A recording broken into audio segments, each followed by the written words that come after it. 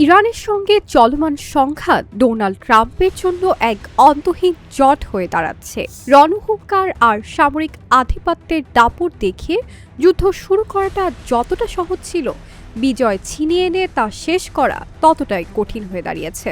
পেন্টাগনের নির্দেশে একের পর এক বিমান হামলা আর ড্রোন হামলায় ইরানের সামরিক সক্ষমতা গুঁড়িয়ে দেওয়ার দাবি করলেও বাস্তব চিত্র বলছে ভিন্ন কথা।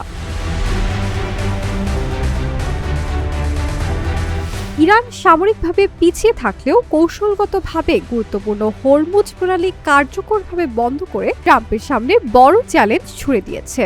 বিশ্বের তেলের 1/5 এই পথে পরিবাহিত হয়। এই অচল অবস্থার কারণে বিশ্ববাজারে তেলের দাম এবং জাহাজের বিমা হার আকাশচুম্বী হয়েছে, যার সরাসরি প্রভাব পড়ছে মার্কিন অর্থনীতি এবং সাধারণ ভোক্তাদের ওপর।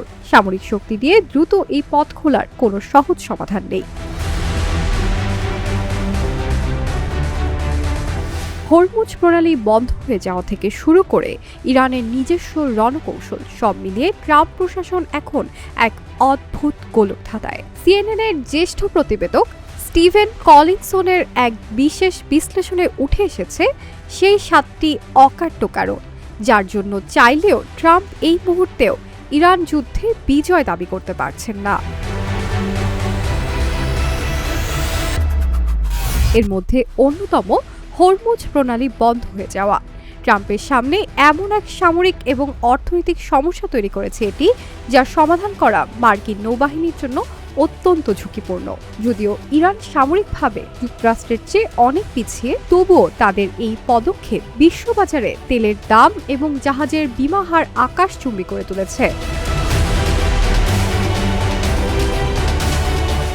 অবসরপ্রাপ্ত মার্কিন নৌবাহিনীর ক্যাপ্টেন লরেন্স ব্রেনান সিএনএনকে বলেছেন, হরমুজ প্রণালী আন্তর্জাতিক বাণিজ্যের জন্য পুনরায় খুলে না দেওয়া পর্যন্ত বিজয় অর্জন অসম্ভব, আর বর্তমান পরিস্থিতিতে এটি করা অত্যন্ত কঠিন, সম্ভবত অসম্ভব।